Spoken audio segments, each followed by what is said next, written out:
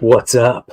Hello, everybody. It is the Dennis and Andy show. I'm not talking low energy. I can't do that. That's just not me. He is not a low talker. I've got caffeine for blood going through my veins. It is Wednesday, 3 p.m., the Dennis and Andy show. We are here for your entertainment. Dennis has finally got around to wearing the coolest shirt ever. Finally got his wife to cut the sleeves off. Sleeveless Adriana. I don't agree with the no sleeves, but at least he's finally wearing the Adriana shirt. I'm representing with the old DNA shirt. So there you go, guys. We have a guest today. It's going to be a fun show. As always, it's hump day, and we are the highlight of your week. Look at that. Out of the gate, $10 from Paul Taylor. Hail, Dennis and Andy. I got my shirt last night. Thanks, guys. Oh, that's awesome. I'm glad you got it. I know other people had because they mentioned it, and there you go. So wonderful. That's great news. Thank you very much. And enjoy. Please do not cut the sleeves off. Be civil, unlike the heathen to the left of me. I think maybe we need to have Luke back on because he was going to cut sleeves off his as well. That's barbaric. That is just barbaric. Rich says, Paul throwing money around like it's the champagne room. You know it, Rich. You know it. Rich, we got to have you back on. I haven't got to talk to you and make fun of you in a long time. All right, well, let's get to it. We have a special guest today, and it is, I'm going to not even pronounce his last name because I'm sure I'll screw it up. But you know what? I'm going to go for it, and he can tell me. Eric Ninaltowski is joining the show. How bad did I mess it up? Not too bad. It's Eric Ninaltowski. Ninaltowski. Ninaltowski. That's what I was going to go with. And Dennis looked at me like, don't be retarded. That's not how you say it. And I was like, all right. See? Always throw me under the bus. Yep. And then I back up over you, do a brake stance on your face, and then continue driving on. So I'm good with that. Even knows what a brake stance is. Hold on. Another super chat real quick. Randy Howell, $2. I want my arms around Adriana. Exactly. That's why you keep the sleeves on. You know, Eric, it's funny when you popped on in the back room, I go, oh, that thumbnail image we made, that's probably an older image that you pulled of Eric because he is one of me follically challenged. Is that the name of the cult you go with? Oh, okay. Yeah. We're the handsome ones. That's right. So it's good to meet you. I know we've chatted through X, Twitter, or whatever, but never in person. So great to be here, man. Thank you so much for having me on. Yeah, definitely. Well, I'll give you a little backstory on kind of what made me reach out and stuff. Is my daughter was watching this show, and I want to make sure I get the name of it right. Now, my daughter, just to say, she'll be 22 in May, but she likes to go back and rewatch stuff from her childhood. So she was watching a show called Mighty Med. Yeah. And I saw the intro to it. And I remember watching it when it first came out when she was like 10. But, it was 12 years ago. So she's watching it last week. And I'm looking at the intro and I'm like, oh, sweet comic book art. I love stuff like that. So then I'm like, I wonder who did it. So I Googled artist, Mighty Med, whatever. And, you came up, your site and all that. And I'm like, are you kidding me? That's I'm awesome. like, I believe we follow each other. And there you go. Man, very cool. Yeah. Yeah. I thought that show was like lost to the annals of time and, nobody knows about it. And, so it's totally funny. Yeah. It was Disney, right? Yep, Disney XD. It's gotta be because she was streaming it on. She streamed it on. Dude, she blew through it went for what 2 seasons, 3 seasons, something like that. I think.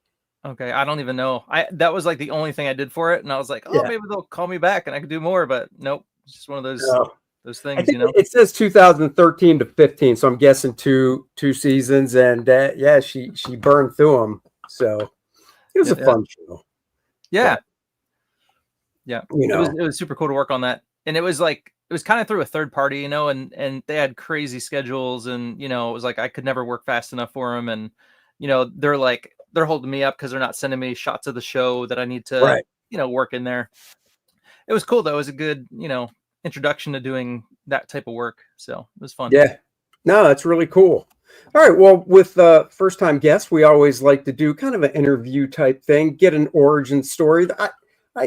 Dennis usually handles that part. So if you want to kick it off there, big guy. Yeah. So it literally is your origin. What got you into the industry? How did you get in? But first, as it led up to it, obviously you must have liked comic books at some point. So what was the first comic book that you either bought yourself or received from somebody, and that's what hooked you into comics? And do you still have it? Great question. I think I do still have it. Man, so it was an issue of Wolverine, and I don't remember. So I know the picture in my head because it was a Mark Texiera cover, and it's like Wolverine standing there with his, his head in his hand, and then Jean Grey, and I think Professor X are in the background. Just an awesome, everything is white except the characters. Dude, I know that cover. As soon as you said standing with his head in his hand, I was like, I know that cover exactly. So cool. Yeah. I don't remember the number. I want to say 71, something like that. Could be later, but that one in particular, and that one always stood out to me. How do you forget that cover? So I was still in elementary school when I got that. I was born in 82.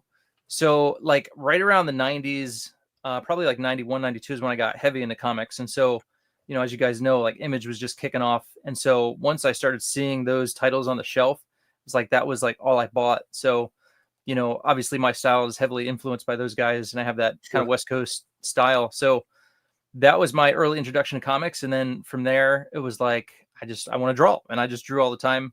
And eventually, people in my life, my grandparents and, parents were like, oh, you're pretty good and blah, blah, blah.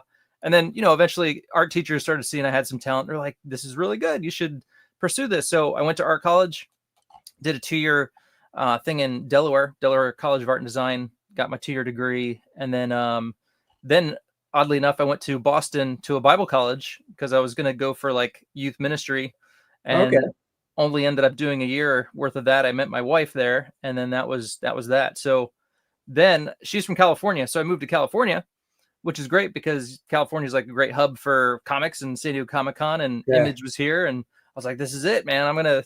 This is my time, but I actually, my first published work was with, do you guys remember Alias Comics?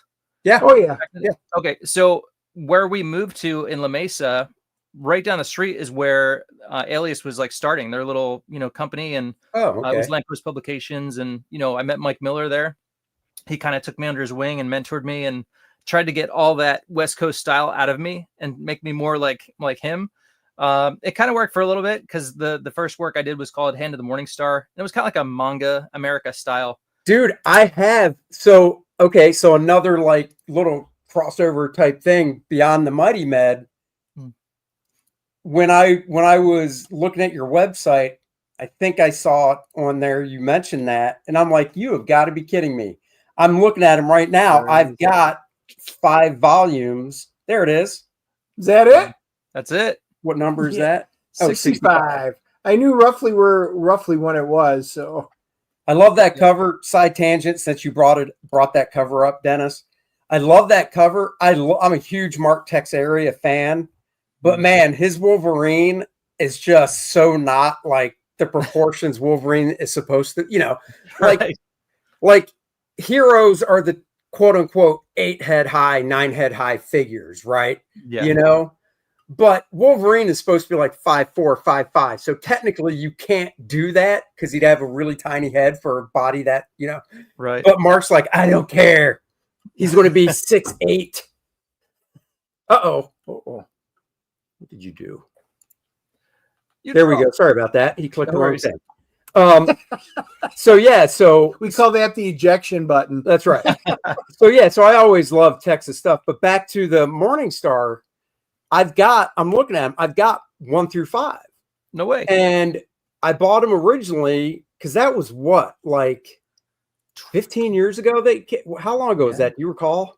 Yeah, 2007, I think, is when they first came out. So almost 20 years ago. And I I remember seeing them and thinking, oh, this stuff looks pretty cool. And this was, when Mike did what, 1 and 2? 1 and 2, yeah. Mm-hmm.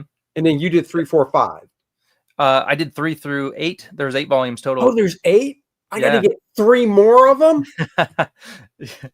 I will get them because I was like, this is cool. It's like Christian-based superheroes.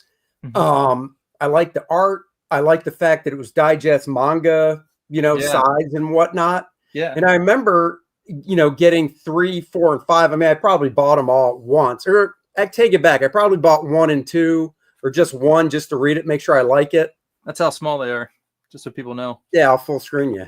There you go. Hold them up again. Yeah. So this is 5 and 6. There's okay. So I'm going to have to go check out old Amazon afterwards because I thought they were cool. And then after, Mike left and I got 3 and then 4 and 5 and saw your art. I'm like, oh, okay, this is cool. This still works, Yeah. So that's cool. Was that a fun gig to do?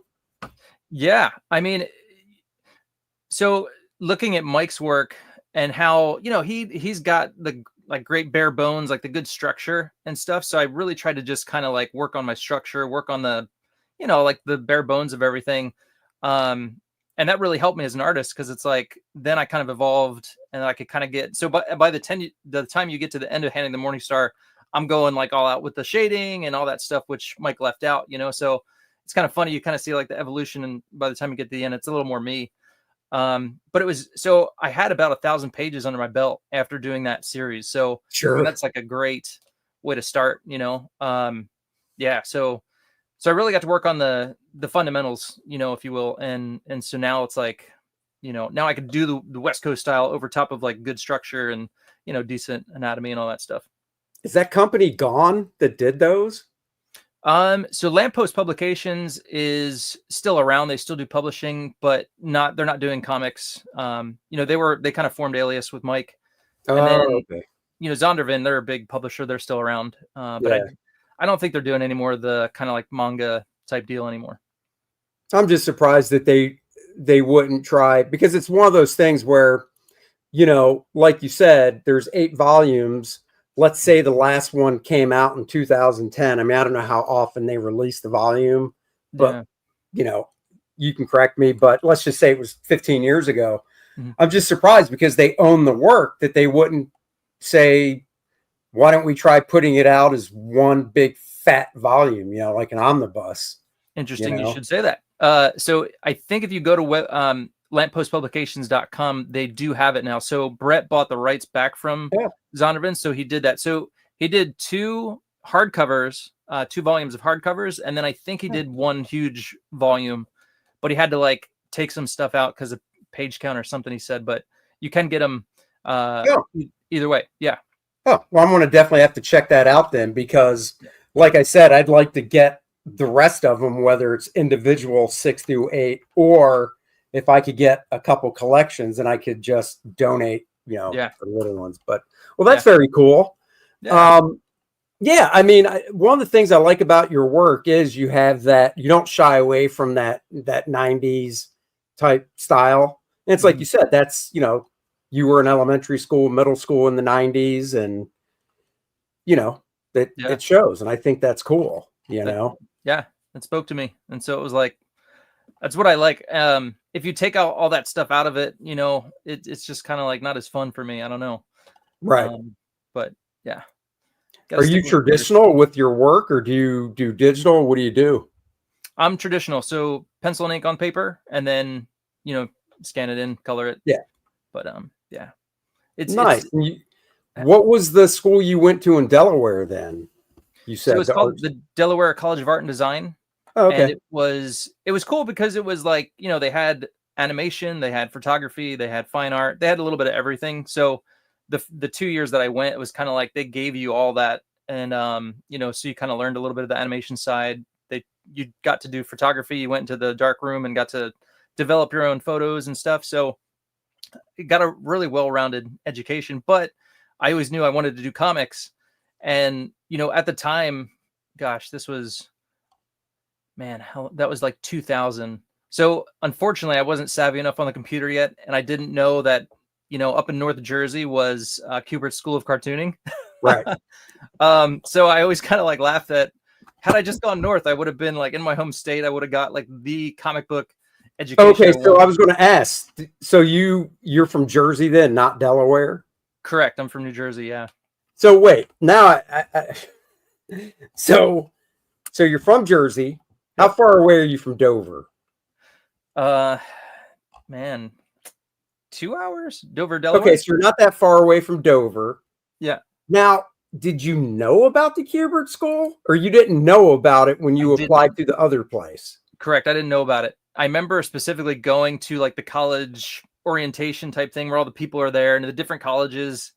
And yeah, I was just like, I want to go to art school, and nobody told me about it. And, I don't remember seeing the ads in the comics either. I was going to ask because I know, so I went to the Kubert School. Now I'm just a tad bit older than you. I'm able to say I was born in the 60s. It was right at the tail end, but still.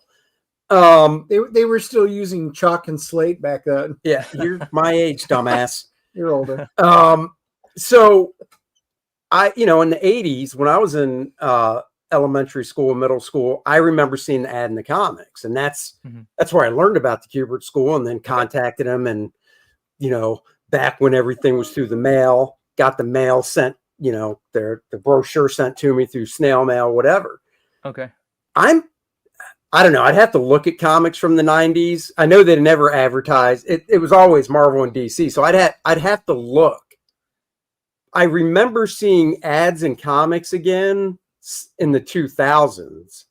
Okay. Like right in the early 2000s, because I remember my name, they actually used my name along others in the list.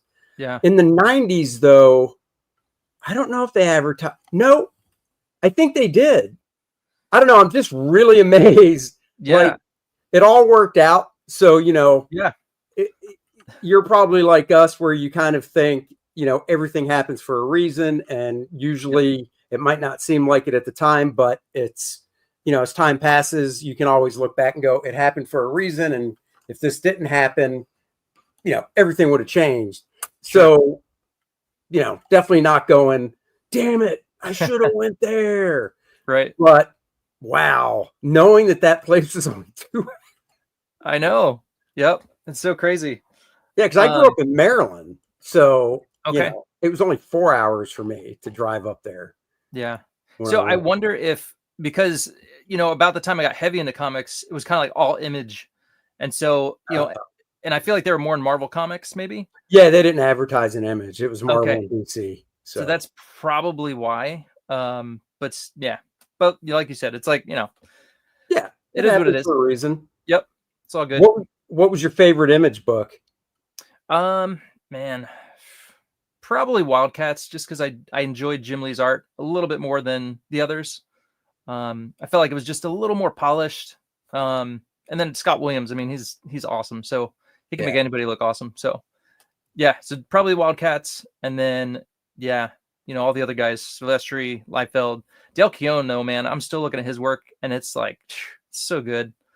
Man, yeah, he was probably like almost better than Jim Lee. I feel like just the stuff he was pumping out, and like, it's amazing. Anyway. No, that's all good, man. I love that stuff. Genuine Comics. Are you all self-taught? He went to art school in Delaware for 2 years. So the cool thing about that was, and I at the Kubert School, did you guys do like drawing from life? Like have like a, like models come in and draw?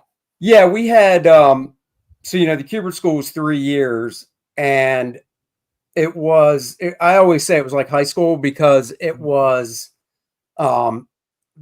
roughly say 8 o'clock to like 2:30 every day, with like middle of the day there was like an hour for lunch. So we had a class in the morning for like 2 hours and 45 minutes, lunch, and then another class for 2:45, and that was 5 days a week. So we had 10 classes a week, and through the 3 years one, some of the classes were consistent. You had them all 3 years, and one of them was figure drawing. So you had a figure drawing class level 1, 2, and 3.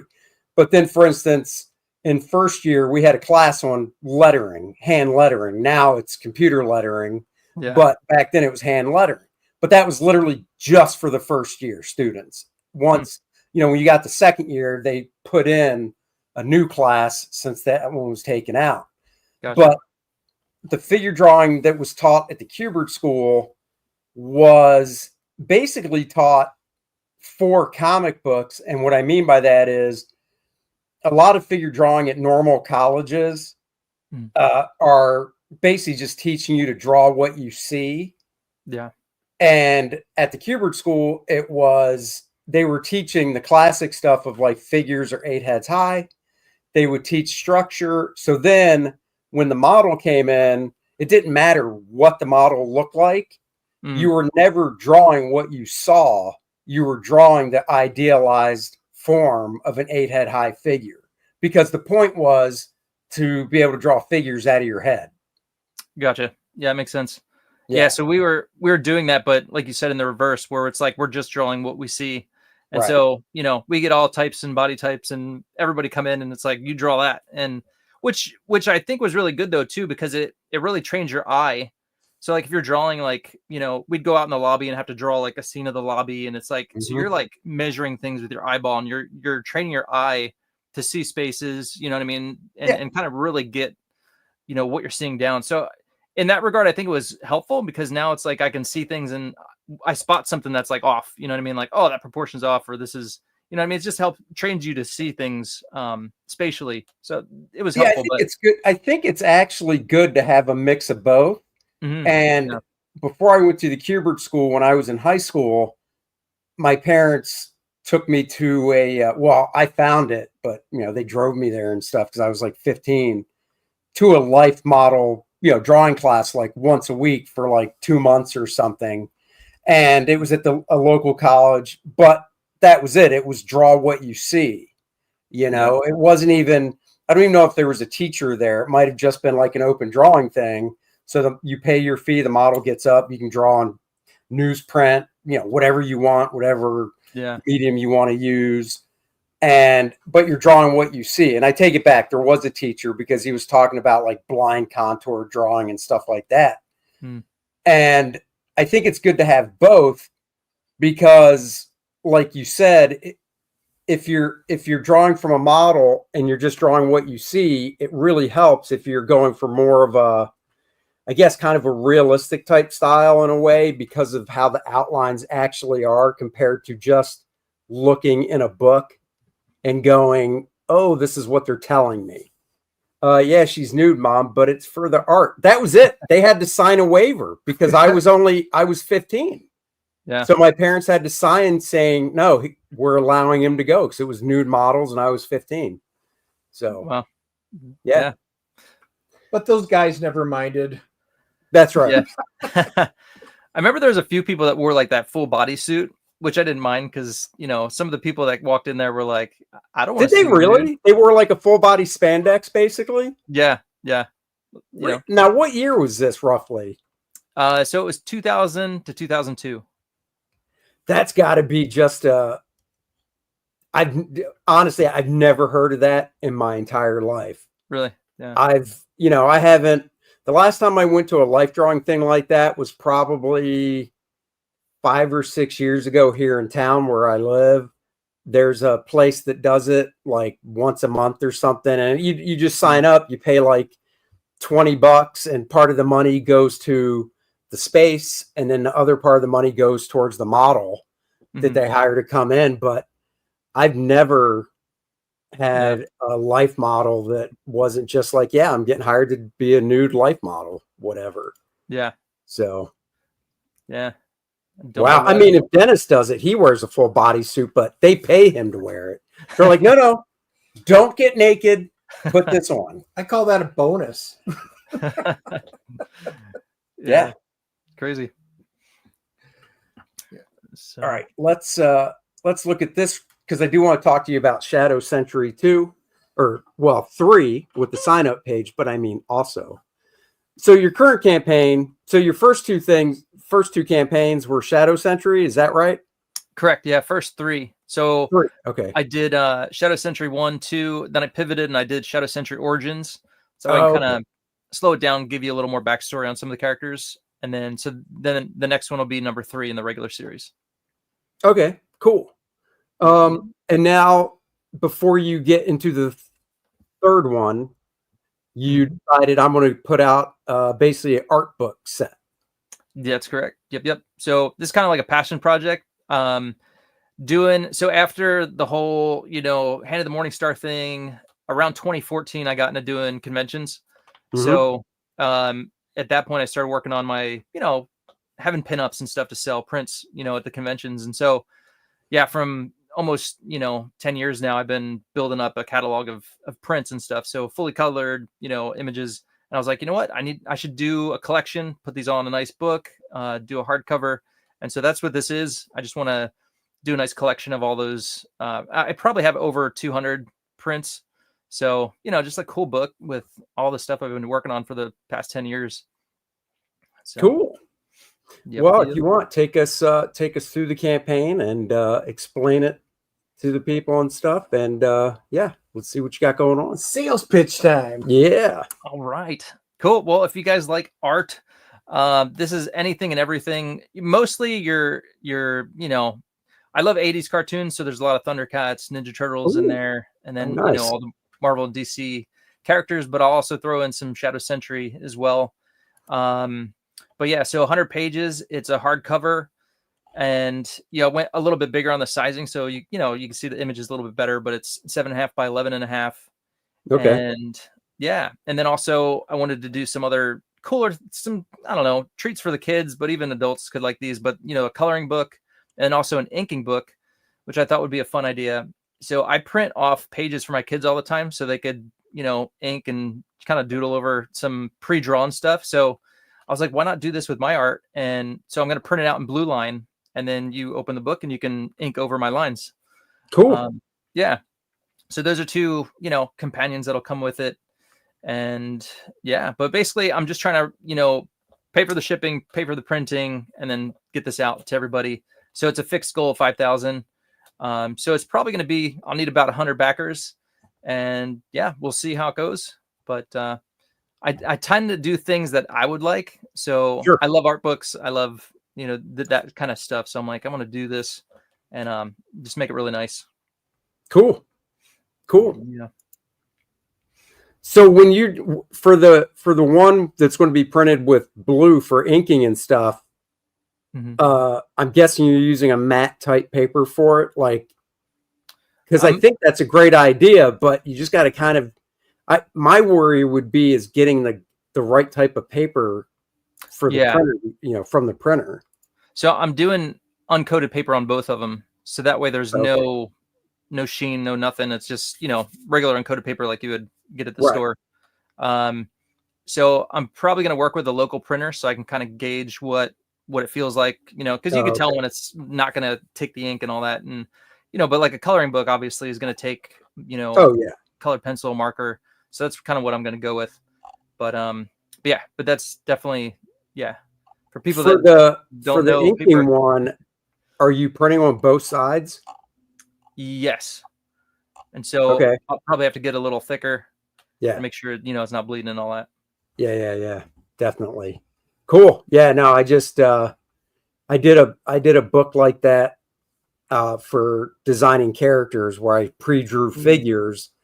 And basically they're all printed in blue, and then it's basically for people that like to design characters but don't have the drawing ability. So it's just male. The first one is male figures, and they're just standing there, and it's like front and back view, and it's different body types throughout the book.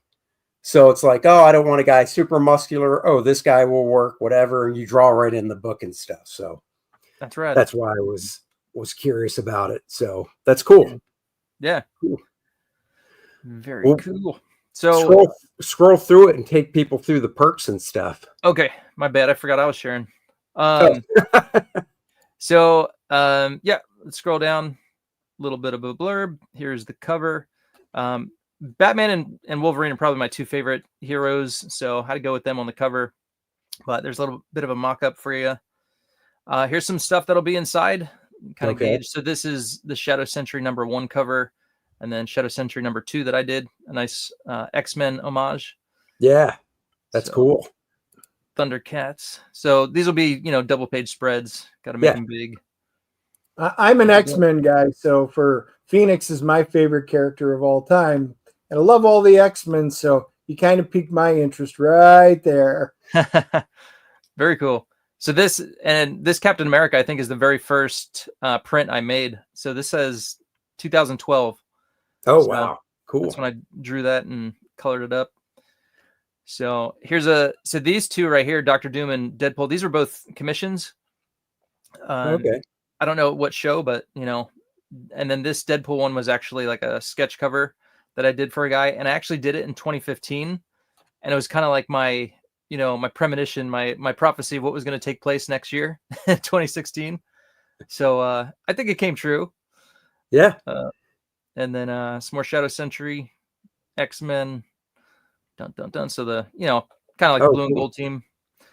So got those in there. Superman, Batman Beyond. Got to give him some love. And, he's one guy I haven't drawn yet. I always like the costume though. Yeah, he's cool. I really wish they would do that with the movies. I thought they were going to try it with Pattinson. I thought that would have been a cool spin, but oh well. So here are the covers. So the coloring book, inking book, and then some ideas of what'll be inside. And then I'll try and throw in some things that aren't in the actual art book into these books, so you kind of get a little more art. Sure. And so then the blue lines. If you don't know what that is. So who am I? There I am. That's me. Oh, wait, that's the photo we use. So actually that photo is fine because we don't know under that hat if you have hair or not. Okay. Yeah. But do you is the question. How old was that photo? That to me, since that was on your campaign, I'm like, that would be the most logical one to use. Okay. That's probably from 2014. I remember I was on a flight. Again, I don't know which one, but traveling around the country doing the conventions. But yeah, that was on a flight, and that hat is so old. I don't even own that anymore. I don't think. No, that's funny. So I have, if you guys, if anybody wants a book and they want to kind of get more of a custom piece in it, I'll do remarks for only $50. Character of your choice.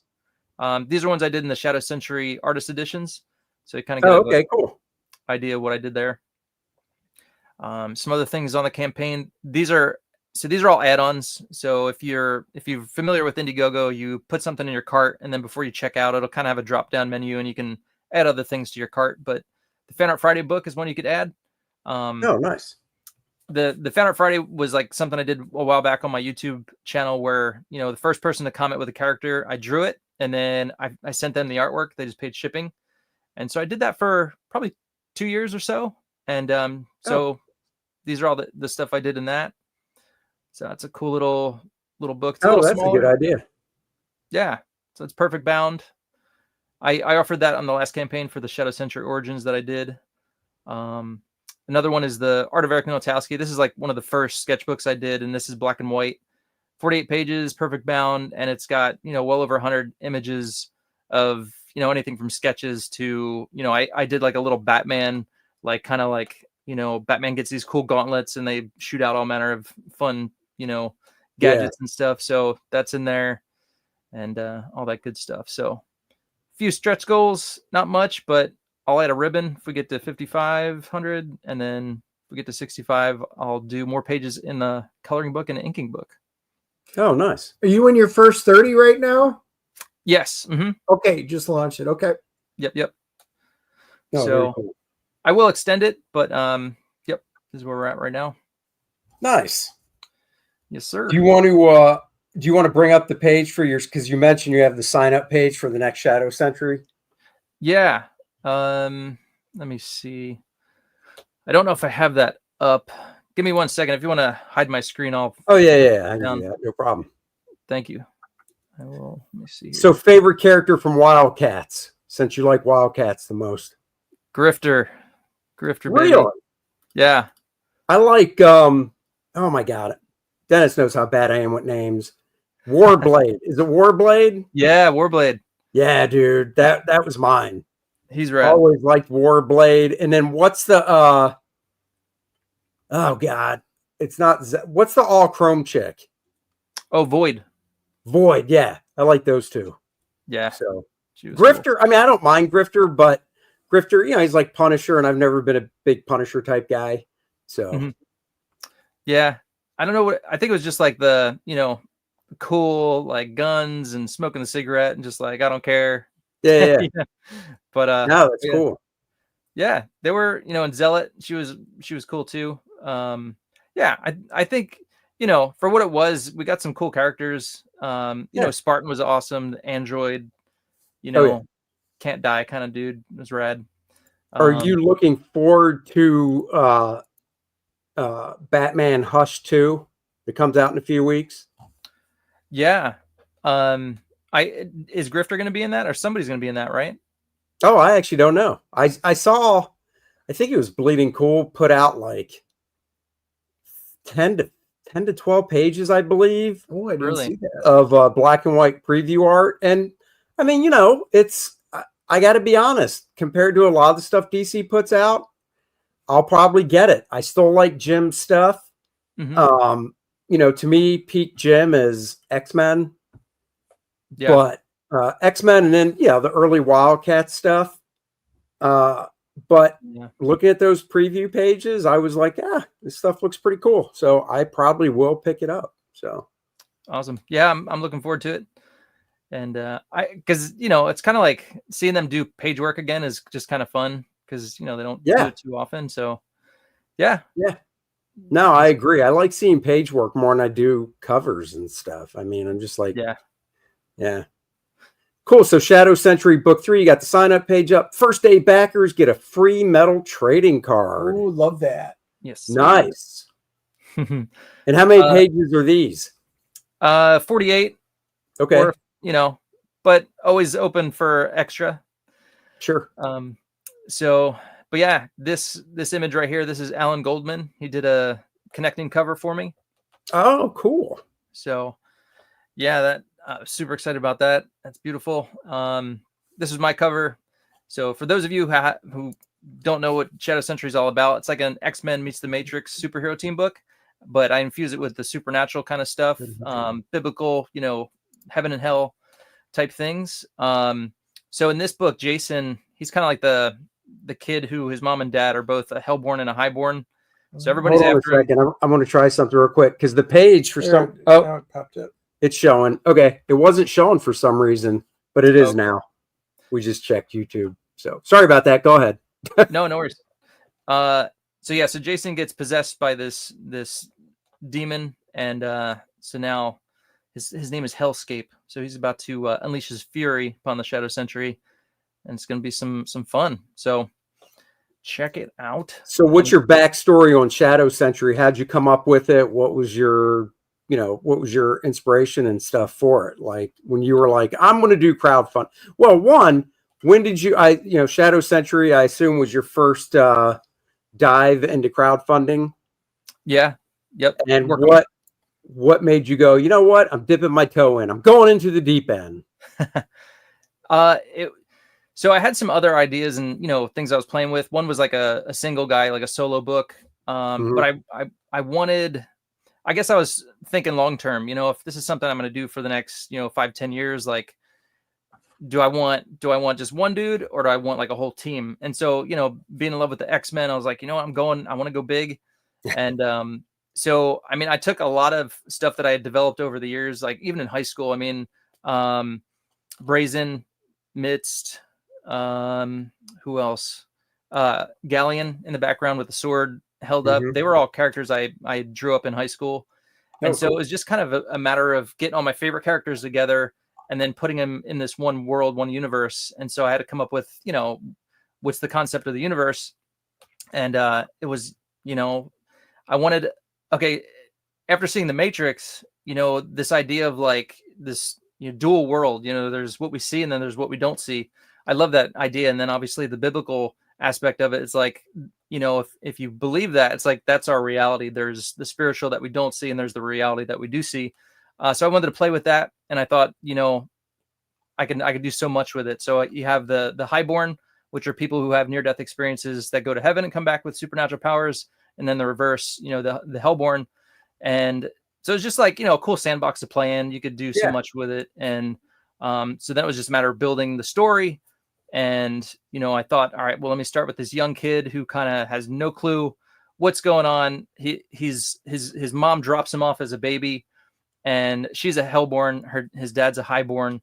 And so then he kind of grows up and never knowing who his parents are. And then all of a sudden he's just thrown in the mix of all this stuff going on. And so he's kind of learning with us, which, so that is it basically. And you get all these fun characters to play with and read about. So check it out.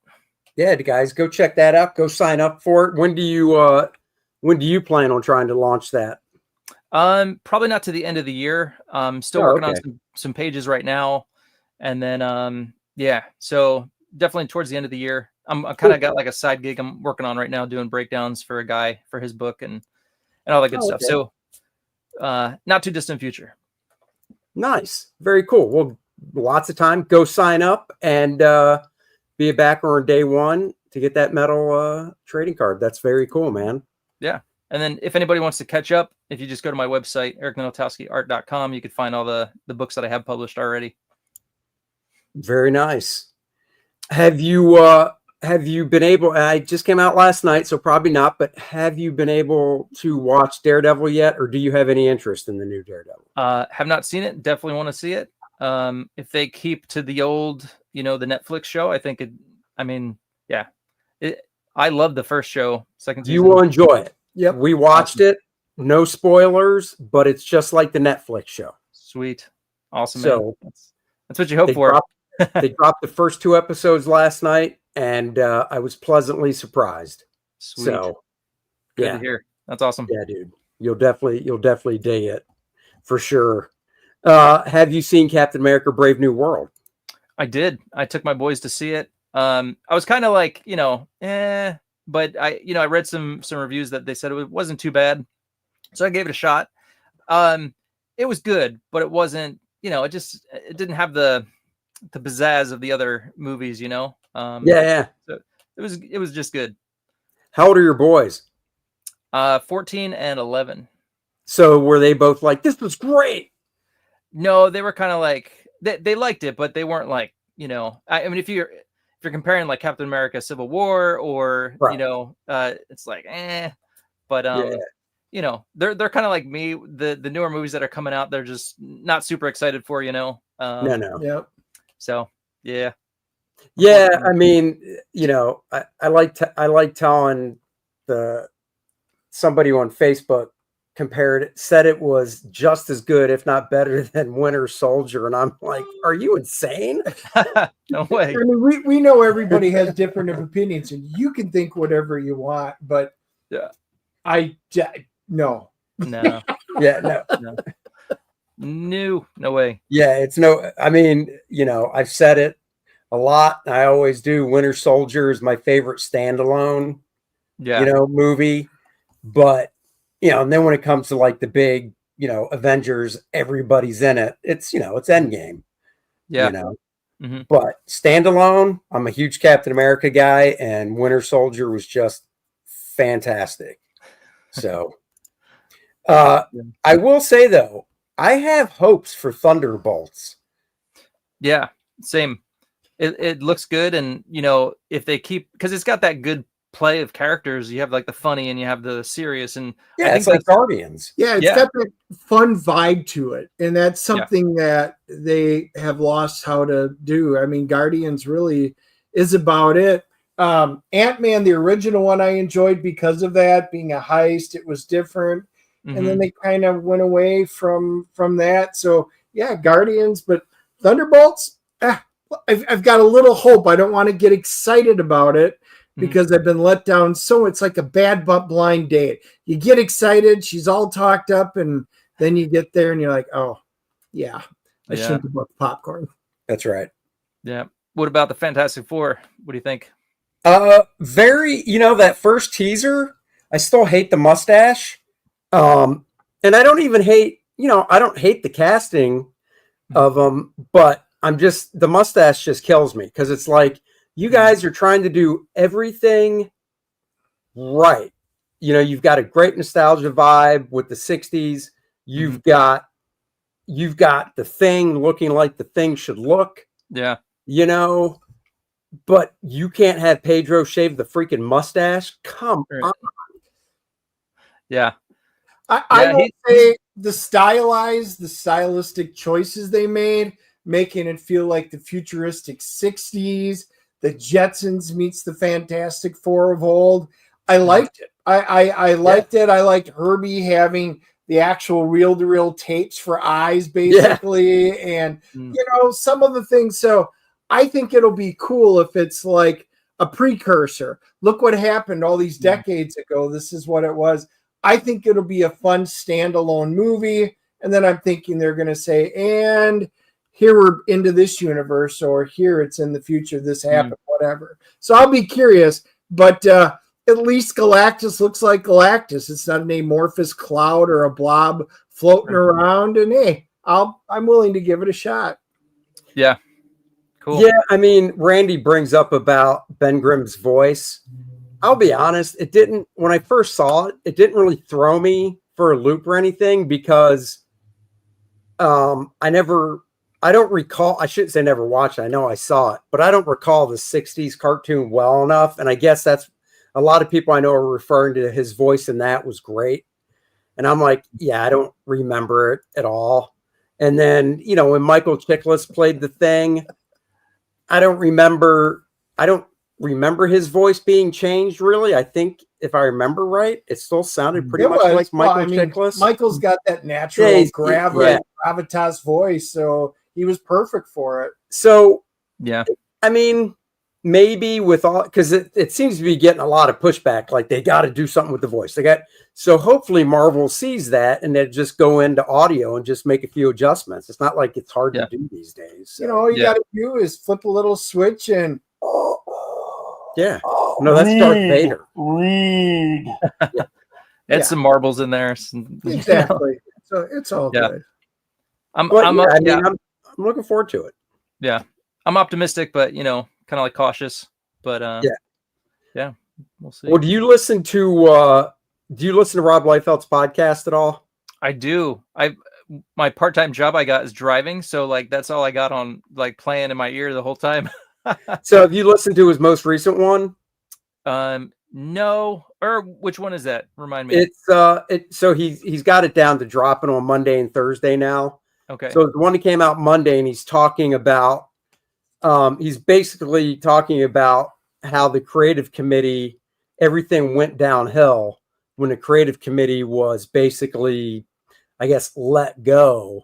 And he's reading from the history. I don't know the exact title of the book, but it's something like the history of the Marvel MCU. And it's a 2-book box set that came out a few years back.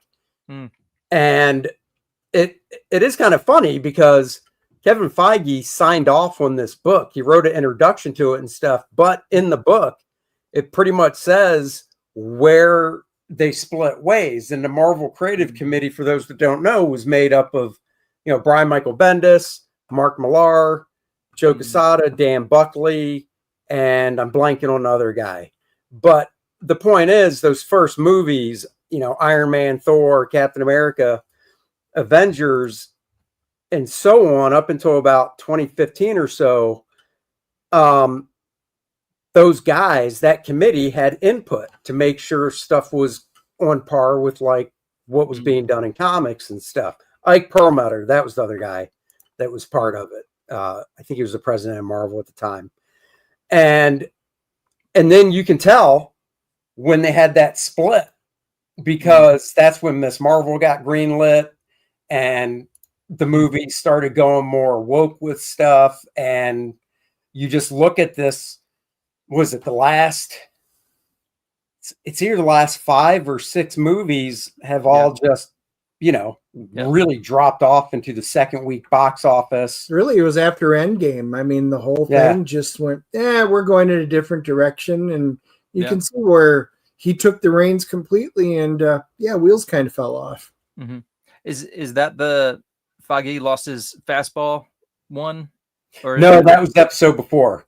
Okay. So maybe I haven't heard that last one, but yeah, it's good though. He explains a lot. I mean, Rob does such a great job of explaining stuff. Plus, he's got all the background information on stuff that he wants to let out. Sure. Are you a sci-fi guy? Sci-fi? Yeah, you like sci-fi? Yeah, I do. Yeah. All right, favorite sci-fi show. Since we got you on here, we gotta know a little bit of background here. Sci-fi show or like movie? Or movie or series. Okay. What he really wants to say is, do you like Star Trek or Star Wars? That's what he's getting to. Oh, okay. Well, it doesn't have to be just those. It could be The Expanse. It could be Galactica. There's a lot of really good ones out there. Most people tend to gravitate towards the two. I like them all, so there is no wrong answer. However, curious what you like. I was going to go with Terminator only because it's on my mind, because I just started watching Terminator Zero, the anime on Netflix last night. But I'd have to go with Star Wars. If you're going to put me in those two categories, I'm going to go with Star Wars.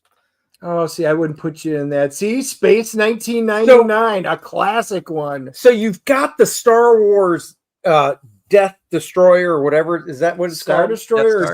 You got the Star Destroyer, the big triangle Star Destroyer, and it's going up against, it's like an Old West. It's going up against the Enterprise.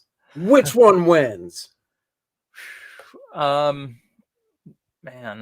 there is only one right answer, so we're at odds here. So you're fine. I'd go with the Enterprise, only because I feel like it's more maneuverable, and the Star Destroyer is just like, I don't know, a triangle. That is a great explanation. That is a good answer. That is, and partly accurate. But Dennis will be glad to tell you, and I admit, when I first, this was a meme. Billy Tucci posted it, and I'm neither here nor there. I take Star Wars and Star Trek at about the same level, of entertainment. They both work for me, but I don't know the logistics anywhere. I mean, this dude's a huge Trekkie, and my first thought was, oh my God, the Star Destroyer would just it's done. Big. That's Andy's thought. It's big, better, big smash little. Right. That's Andy's thought. And then, of course, Dennis laid down the science, and I'm like, all right, I guess that works. No, go ahead, tell him. And we do have to say this is pseudo sci-fi science. So, we do have to lay that there. But the Enterprise would win in every case. Why? Are you accounting for all the miniature ships that the Star Destroyer is going to unleash as well? Because then it's like you got more than the TIE fighters and whatever. So you do have the TIE fighters, and the phasers can be set up as point defense, so they can just plug them out like boom, boom, boom, boom, boom. Okay. But they each have shielding, but the Star Trek world in that universe, their shieldings can take an absolute pounding, whereas the shielding is almost nothing on a Star Destroyer.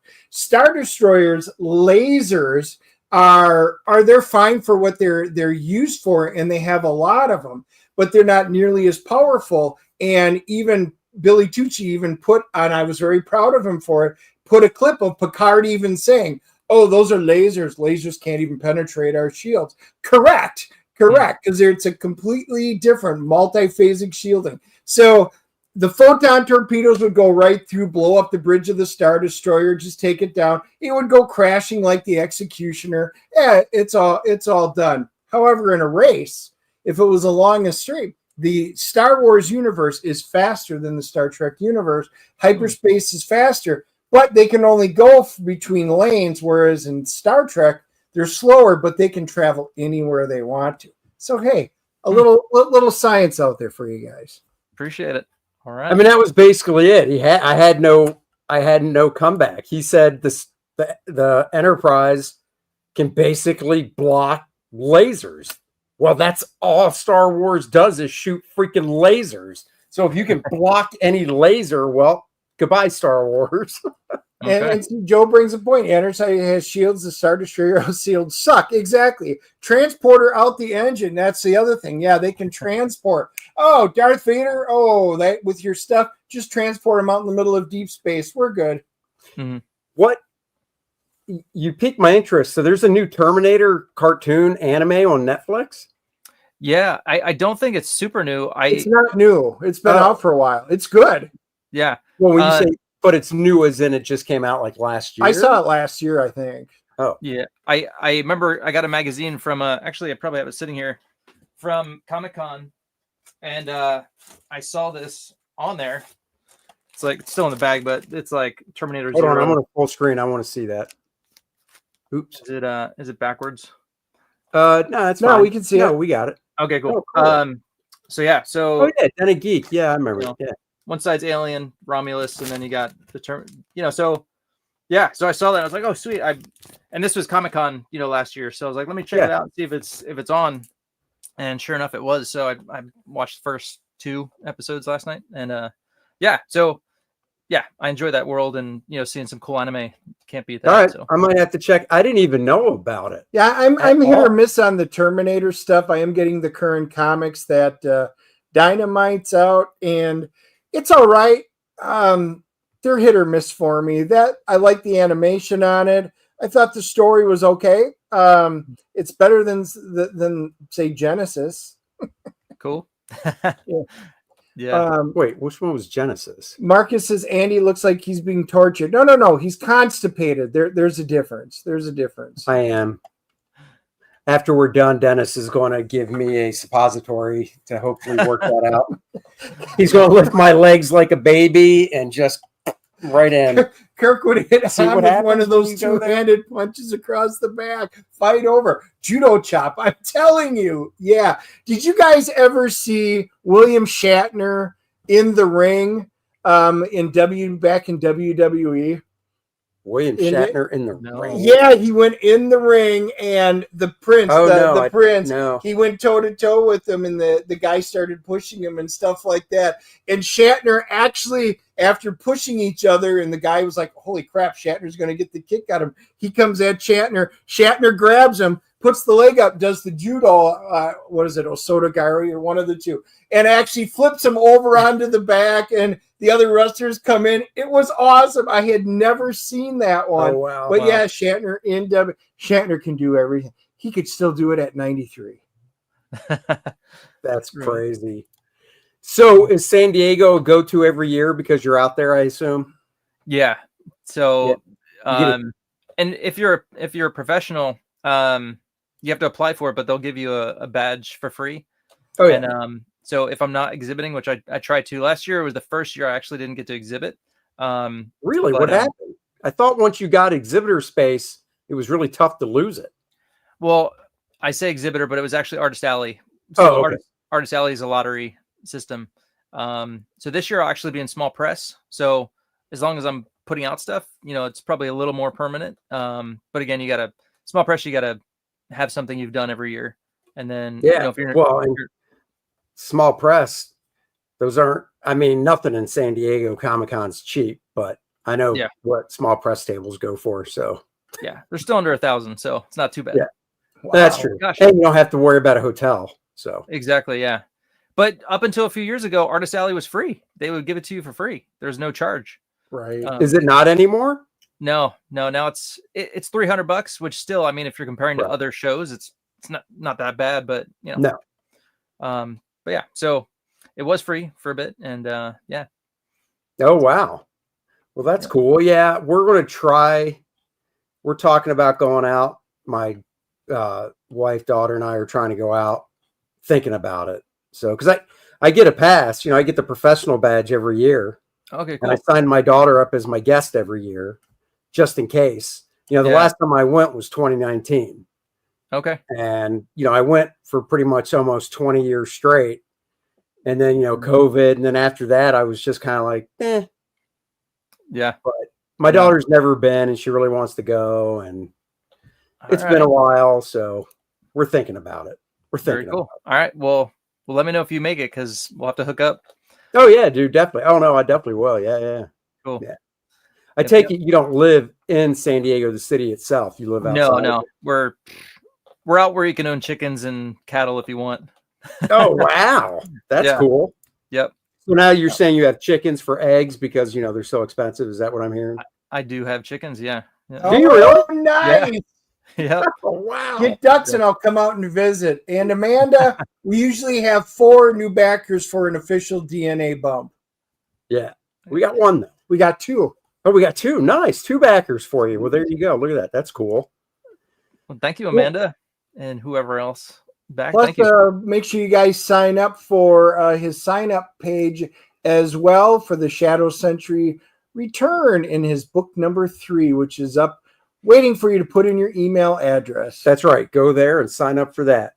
All right. So last but not least, are you a sports guy? And if so, what sport and what team? All right. Well, I like all the sports. I used to be like hockey, football, basketball, just because growing up, my late stepfather, he was into all that. So, and I grew up playing baseball. Oh, cool. But now, I'm more of a football guy. So, and from being from Jersey, I kind of gravitated toward all the Philly teams. So I'm a Philadelphia Eagles fan and could not be more happy for what transpired. I just want to bounce you right now. I wouldn't. I like the Eagles. No, this year. So I'm a Dallas guy. Okay. You can, yeah, it's sad. Have been since Roger Staubach days in the 70s and Tony Dorsett, all those guys. But I used to hate the Eagles. I used to hate the Eagles and the Commanders. I still hate the Giants. The Commanders, I got to admit, I was pulling for them. I like the quarterback. So I will say I was pulling for the Commanders over the Eagles. But then when the Eagles got in, I was rooting for them because I can't stand the Chiefs. Yeah. And I do like Jalen Hurts. So yeah, I was admit, after the Commanders beat the Lions, I was like, oh man, like what? So that was a shock. So I was like, this team is like awesome. So I was expecting like a really tight game, and yeah, they blew them out, and then they blew out the Chiefs. Man, that was amazing. Dude, 49ers, really? Are you? Oh, here we come again. You sound like a Cowboys fan. Stop munching on that Ganji stuff and just be realistic. 49ers are out. 49ers lost the great, receiver to the Commanders. So watch it there. No, seriously, I was obviously going into the Super Bowl rooting for the Eagles. I thought it would be a closer game. Yeah. For sure. I mean, good Lord. I thought those refs were all wrapped up, but no. Billy decided to pony up some money at the last minute, I guess. You know what? A part of me thinks, it's probably not just me, that all the heat that the refs were getting throughout the year for the Chiefs, they went into that Super Bowl, and behind the scenes, they're like, sorry, guys, we can't have you win it. Yeah, well, it's funny. Bad as it is, if you win the Super Bowl, we're effed. Right. The Eagles' first drive, they went for it on 4th down, and A.G. Brown caught the ball, and it was like a penalty. I was like, oh, here we go. And then like after that, it was like nothing, and it was just so great to see Mahomes just like almost in tears, and then Kelsey it was great. It was Taylor Swift not understanding what's going on here. This isn't supposed to happen. All the Swifties were there, but I'm a cheesehead, so I'm a Packers fan, so I have no skin in this conversation whatsoever because I don't like any of those teams. That's true. Have you heard that they're... So I listened to a podcast by this girl named Annie Agar, and she's really good, really knowledgeable about football. She's awesome. She's great. And one of her episodes was talking about them wanting to ban the tush push. Oh, okay. Which I think is just stupid because I'm like, who cares? They don't own it. They can't copyright it or trademark it. Right. If I was playing the Eagles and I was like 4th and inches or 4th and 1, I would just do the same damn thing against their defense. Right. I can't believe teams aren't doing it. Yeah, I can't either. I don't understand the whining. Really, Admiral? You know what? I wore my Packers jersey right down in Chicago not too long ago. You know what? You still got the Super Bowl shuffle. Go 1985. Okay, enough said. So sad. Yeah, well, I mean, if you can get better at it, just implement it yourself. Right. That's what they should do. Well, that's the thing too. Like after the first few games where, it got started and stuff, the tush pushed in. If you're playing them and it's 4th and inches or 4th and 1, the Eagles are going to pull that crap. Yeah. So 1, in your practice, really practice against it that week going up against the Eagles. And 2, if you're going up against the Eagles during your practice week, do it yourself. Right. Do it against I don't understand all these rules banning everything. And I know this one was one of the few times the Packers stuck their nose in it. They should have just shut up about it. Look, no point in changing it. It doesn't hurt anybody. If you can't stop it, use it yourself. That is just the way it should. That's football. Let's go back to the 80s when football meant something and you could tackle people and crack a few bones. Or even the 70s, man. That's what I'm saying. Now we're going before your time. But, there was a time where football wasn't as sissy as it is now. Right.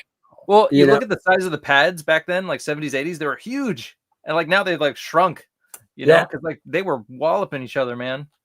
Well, and like there's a lot to be said. Like, Tom Brady, obviously great quarterback. I mean, obviously goes without saying, 7 rings and all that. But I can't remember who it was that brought it up.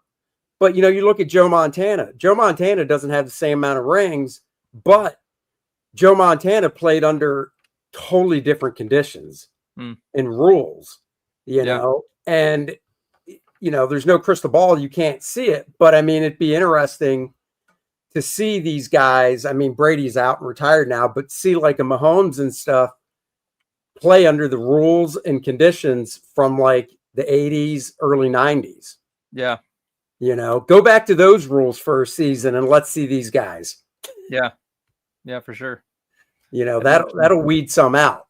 And then go back to the 70s when on the sideline they'd sit down and drink a beer. Maybe that was the 60s. Since you guys are asking, it's Annie Agar. We watch her on she's got her own podcast, but she's on Facebook. She's got reels. She does recaps of every week in the NFL, and she dresses up in everybody's jersey. And she's also dressed up as a ref. She's great. She's funny. She's super knowledgeable. Her brother's a huge she's a Packers fan. Her brother's a huge Lions fan. So they had a great fun season. She is worth going back to watch. She's a knockout. Find one of her videos and let's do it. One of the shorts. No, seriously, look her up, because if you listen to stuff while you drive, she does 1 podcast a week. Okay. Usually has a guest on. And they're like, about an hour long. And I mean, she's really knowledgeable. Like I said, if you have video, she's definitely easy on the eyes, but she's funny too. She really has a good sense of humor and stuff. Cool. So I will check that out. What's this one? Yeah, we'll just do that one. All right, we're going to play one.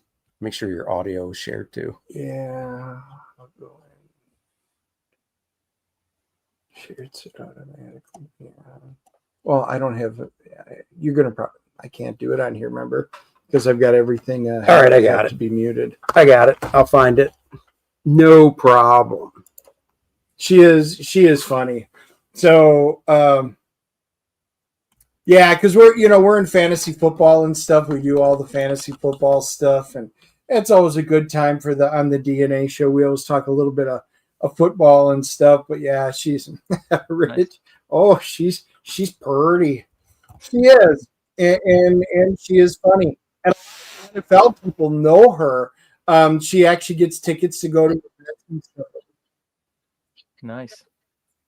All right, hold on. I'm going to start this from the beginning so we don't miss it. Let me share the screen. Dude, this is where I first discovered her with these weekly shorts you would do, basically a recap after the week's games. Let's see, right here. Share. All right, let's full screen this. All right, check this. Give us a thumbs up if you can hear it, so we know you can hear it. Everyone on a great season, except for the Giants. I'd like to welcome in our Super Bowl 59 champions, the Philadelphia. Thank you, everyone. We are the best team in the world. Nothing can stop us. Spell Eagles. Moving on, I know you all have well-known Super Bowl traditions, like the Bills and losing. But this year I wanted to try something. What? Philly fans are knocking down traffic lights. You might want to do something. Our fans never knocked down traffic lights the last time we won a Super Bowl. That's because it's hard to cause traffic with a horse and carriage. Wow, Philly is absolutely trashed. Imagine what Detroit would look like if they won. Well, it looks like we might never find out. Okay, you two, that is enough. A couple things to go over before we get into the game. Minnesota, while you're here. The Pro Bowl was last week. Sam Darnold looked very accurate in the target game. Targets were about 10 feet over everyone's head, so that makes sense. Bill Belichick also announced that he is releasing a new book this year. About all the success he had coaching? No, it's a children's book. Guys, this Super Bowl is exactly why we drafted Joe Alt and not a wide receiver. Didn't you lose to the Texans because you didn't have a wide receiver? Joe Alt got shut down by Bronny James on steroids. Get out. Okay, moving on. A couple celebrities were also at the game. Bradley Cooper showed up as well. He had a new movie come out this year called If. Unfortunately, that name is now taken, so the Bengals will have to come up with a new one for their documentary on Joe Burrow. Lastly, Kevin Costner from Yellowstone made an appearance. The Cowboys season finally ended at a Super Bowl. Can we talk about the commercials now? Was that all you watched? No. Okay, fine. We'll talk commercials. There were a couple weird ones this year. Mountain Dew turned seal into a seal, which would have been the weirdest transition, but Pat Mahomes turned into Pat Mac Jones. Some of the other top commercials were Tostinos, Doritos, and a lot of Uber Eats. Maybe the NFL is trying to sell us food. Yes, we were fed Uber Eats so much we almost got traded to the Lakers for a first-round pick. Quick question. We need a passing game coordinator. Is Shane Waldron any good? Yes. What about Press Taylor? Oh, yeah. Great. One more thing. He won't watch film. It's okay. We don't even know where our film room is, so that works out. Can you ask Ben Johnson? I don't think this third down play was supposed to go past the line of scrimmage. Can we please talk about the game now? We are moving on from Aaron Rodgers. That reminds me, New York, while you're here, you should check out New Orleans. If you go to the World War II Museum, you can see Aaron Rodgers highlights in there. Miles Garrett has requested a trade. What? Wait, really? Did he seriously? Deebo Samuel has requested a trade. San Francisco. He's about 20 pounds overweight. He didn't pass his physical, and he doesn't hold on to the ball. He's perfect for the Lakers. Well, that's off-putting. He should be off-putting. Someone say Myles Garrett. We will take him. With what cap space? You know he wanted to get traded because he wants to win, right? Look, everybody can calm down because we are not trading him. Cleveland, why? Why would you want a guy that doesn't even want to be there on game day? In our defense, none of our fans want to be there either. So, all right, we have to do it. Let's get into the game. I'm bringing Kansas City in here. Everybody be nice. I would tell you to block out the haters, but you can't block anything. Mahomes got so exposed on a big stage, you'd think he was married to Kanye. You either die a hero or live long enough to see yourself become the villain. What are you, Batman now? Yes, that's Christian Bale, out by the refs. Kansas City, when we said all you have to do is stop Saquon and you'd win, we didn't mean that was the only thing you had to do. The Chiefs fell off so badly, Geronimo would shout Mahomes when he jumped. 126 million viewers watched the Super Bowl. We haven't seen someone screwed this publicly since Shannon Sharp went live on Instagram. The good news is now we don't have to wonder what Mahomes on the Bears would have looked like. That was the worst quarterback performance I've ever seen in a Super Bowl in my life, and Jimmy G in the fourth quarter exists. Will somebody get Travis Kelce in here? I have a question. What's with the hair? Travis Kelce had 4 receptions for 39 yards. The only thing that got into the 70s was his outfit. You look like you're wearing Blake Lively's wardrobe. It ends with us losing the Super Bowl. Will you just go back to the Pfizer commercials? There you can actually give your team a shot. I'd like to talk about the halftime show. Kendrick had a great year and still didn't perform well when it mattered most. Must be a Lamar thing. Maybe he would have performed better if he had 9 Pro Bowls. Kendrick also had SZA and Serena up on stage. 2 of Drake's exes made it to a Super Bowl before Dak Prescott. And lastly, congratulations to Cooper DeJean on his first ever interception, which was a pick 6. LeBron has also apologized for not dapping him up at the game, and they're very close now. LeBron said he's like the son he never had. Get up. There you go. Nice. Definitely worth a follow on YouTube, and her podcast is once a week. So she does that every week after all the games, and just the time it takes to do that for that 3-minute video is insane. Right. And the writing and everything. So her burns are great, and they're each and every week. So yeah, anyway, when football seasons kick back up, you guys keep an eye on her, check her out. Yeah, she goes hard after Dallas. So yep. That's okay. She can. You can't. Still like nearly as good as her. So well, I'll apologize next year for Dallas beating the Eagles twice. So all right, man. Yeah, we'll see. Eagles got rid of their defensive coordinator, or their offensive coordinator is gone. I don't know about their defensive coordinator, but it sounds like everybody wants them. So that'll change things a bit. So we'll see. You never know. Yeah. Time will tell. You can be like every Cowboys fan. Wait till next year. That's right. You wait till next year. But what you won't have to wait for, this is my smooth transition, is Lilith Infernal Conflict, a high fantasy epic, guys. This is the next project coming from your pals, Dennis and Andy, the world of Kordrath, this time focusing on Lilith, the ever so lovely succubus. She's going back home to the abyss where she's from. And there's some wars and battles going on. We're going to learn more about her and her backstory. Go sign up, front of the line shipping when you sign up and back the book. Hoping to launch it end of April, beginning of May. So go do that. Let's see. I believe, where's the stupid mouse? There it is. Oh, didn't want to do that. Want to do this. There is the homage cover. Of course, if it's Lilith, a succubus, you've got a homage. Vampirella #1. I'm going to start working on the actual main cover for the book here in the next week or so. And in regards to Kordrath, the books should be coming in about, let's see, a week and a half. The book should be here. And then we're going to get to doing some fulfillment for you guys. So thank you all for backing that. Go sign up for Lilith. Go back Eric's book and sign up for Shadow Century Volume 3. And hey, thanks for joining us. We appreciate it. Yeah, man. Thank you guys for having me. Hey, I totally forgot, but I wanted to show you guys the first, give you guys a view of the first. This is the first time I'm sharing it, but a new cover from Rob Willis for Shadow Century Book 3. Could I show it with you guys? Yeah, let's see it. Rob's awesome. All right. Dun, dun, dun. Let's see. All right, here we go. Just got it colored and share it with you guys. Who's doing your colors? Carbon Graphics. He does all my colors for me. Yeah. Oh, that looks hot. Yeah. Oh, you know what? I think I saw. So wait, is this literally the first time? Because I swear I saw a black and white to this, or am I wrong? Or he posted the black and white. Yeah, and I posted it, but sorry. So the color version, this is the first time I'm showing it. Yeah. So, yep. Dude, that's awesome. Got Hellscape in the back. This is Hopscotch and Commander Noble. Oh, man, that is freaking nice. So you're going to have your cover, Rob's cover, and Alan's cover? Correct. Two for Alan because he has the connecting covers, so they'll go together. So 4 total. Oh, okay. Very cool, man. Yeah, it's not showing again. Oh, damn it. For some reason, it's not showing again. Hold on. I'm going to remove it and put it back up. This is so weird. StreamYard is being all snaggle-toothy because we can see it, but on... Nope. Refresh it. See what happens. Because he's got YouTube up on his laptop. Oh, gotcha. Well, that's weird that it's showing that.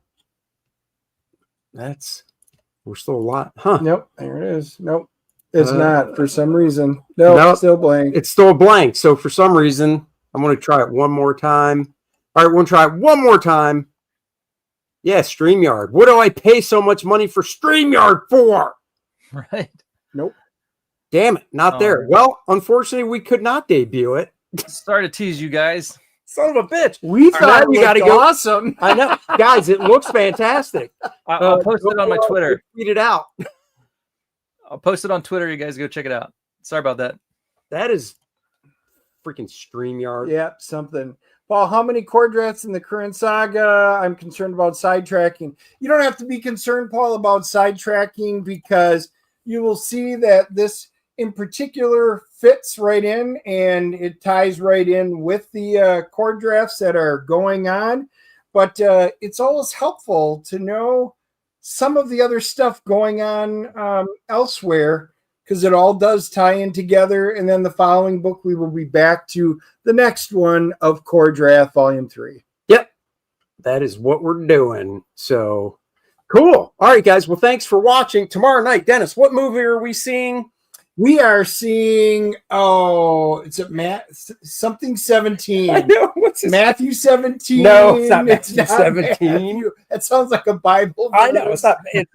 Oh my God! It's the Pattinson. It's Robert Pattinson. Oh Mickey my God. Pattinson, not Patterson. Pattinson. That's what I said. You said Patterson. I think you. Is it Mickey? Problems. What's that? Mickey 17. Mickey 17. Thank you. That is it. Yes. So we're seeing Mickey 17 tomorrow.